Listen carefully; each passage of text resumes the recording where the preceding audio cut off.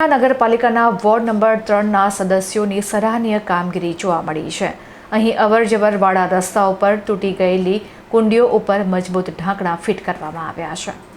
શહેરમાં સતત વાહન વ્યવહારથી ધમધમતા અને રાહદારીઓ તેમજ શાળાના વિદ્યાર્થીઓની ભારે અવરજવરવાળા વિસ્તારમાં વર્ષોથી સર્જાયેલી અકસ્માતની મોટી ભીતિ હવે ટળી ગઈ છે। શ્રી આદર્શ primary school, TJ girls high school અને સરકારી હોસ્પિટલ પાસે આવેલી ગટરની કુંડીઓના ઢાંકણા લાંબા સમયથી તૂટેલા હતા।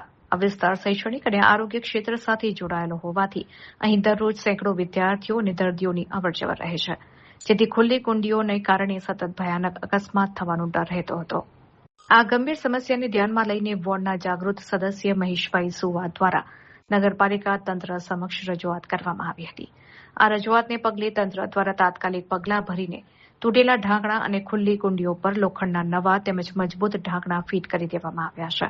આ લોકહિતની કામગીરી દરમિયાન નગરપાલિકાના સદસ્ય મયુરભાઈ વાઘેલા, ચેતનભાઈ કાલરિયા, વિક્રમસિંહ સોલંકી, નીલુભાઈ ગોંધિયા તેમજ અગ્રણીઓ મોનિક વ્યાસ, શાંતિલાલ રાઠોડ, યોગેશ કુરસિયા, હસુ માસ્તર, જલારામ ડેરીવાળા, સંદીપભાઈ કતીરા, અશ્વિનભાઈ સોલંકી અને કિરીટભાઈ જાવિયા વગેરે ખાસ ઉપસ્થિત રહ્યા હતા। તંત્ર અને સદસ્યો દ્વારા યોગ્ય સમયે ત્વરિત નિર્ણય લઈને કામગીરી પૂર્ણ કરવામાં આવતા સ્થાનિક રહીશો, વાલીઓ અને હોસ્પિટલમાં આવતા દર્દીઓએ નગરસેવકોની આ કામગીરીને બિરદાવી હૃદયપૂર્વક આભાર માન્યો હતો। જયેશ ત્રિવેદી, જિલ્લા ભાજપ ઉપપ્રમુખ, ઉપલેટા। આજ રોજ ઉપલેટા વોર્ડ નંબર 3માં આદર્શ સ્કૂલ પાસે, કડવા પટેલ સમાજ પાસે અને ટીજે સ્કૂલ પાસે કુંડીના ઢાંકણા તૂટી ગયા હતા અને ત્યારે ઉપલેટાના જાગૃત સદસ્ય મહેશભાઈ સુવાને ધ્યાનમાં આવતા તેની સાથે મયુરભાઈ વાઘેલા પણ સાથે રહ્યા અને યુદ્ધના ધોરણે તાત્કાલિક આ કુંડીને ઢાંકણા નખાવ્યા।